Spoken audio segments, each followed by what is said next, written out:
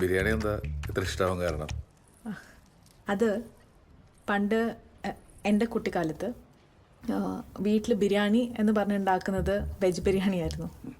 ഇവിടെ വന്ന് ഈ ബിരിയാണി കഴിച്ചപ്പോഴാണ് മനസ്സിലായേ അത് പുലാവ്, ഇതാണ് ബിരിയാണി. പിന്നെ അത് കഴിച്ച് കഴിഞ്ഞിട്ട് കിട്ടുന്ന ഒരു നീന്തുണ്ട്, അത് നീന്തോ? ഉറക്കം.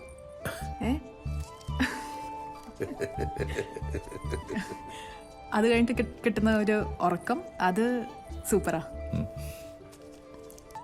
നിങ്ങളുടെ പപ്പട അടിപൊളി കേട്ടോ. ഷിപ്പിലെ ഷെഫല്ലേ? ഷെഫൊന്നുമില്ല, ഷെഫിനെ സഹായിക്കുന്ന അസിസ്റ്റന്റ്. ഓ, അസിസ്റ്റന്റാ. അപ്പൊ ഷിപ്പിലെ ബിരിയാണിയും ഇങ്ങനത്തെയാ? അല്ലല്ല, ഇങ്ങനത്തെ ബിരിയാണി ഷിപ്പിലില്ല. ഷിപ്പിൽ മലയാളികൾ മാത്രമല്ലല്ലോ, അവിടെ വേറെ കുറേ കുസിൻസ് ഉണ്ട്. നിന്നെ ഞാൻ എല്ലായിടത്തും കൊണ്ടുപോകും. പോരെ? എനിക്ക് എങ്ങും പോണ്ട സാബു, എനിക്ക് ഇവിടെ ഇരുന്നാ മതി. ഞാൻ അവിടെ ഇരിക്കേ, സാബു ഇവിടെ. എനിക്ക് 3 നേരം ഭക്ഷണമൊക്കെ ഉണ്ടാക്കി തന്ന രസല്ലേ? തുണി അലക്കണോ? തുണി അലക്കണോ? ആ, അത് വേണം. അടിച്ചു വരി തുടക്കുകയും ചെയ്യണം. അപ്പോ മൊത്തത്തിൽ പറഞ്ഞു കഴിഞ്ഞാ ഞാൻ ഈ വീട്ടുപണിയൊക്കെ എടുത്ത് നിന്നെ മാത്രം നോക്കിയിരിക്കണം. കറക്റ്റ് അല്ലേ?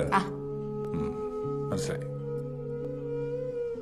പക്ഷെ ഈ സാബു ഇരിക്കും, സാബുവിനത് ഇഷ്ടം. അതാണ് ഈ സാബു.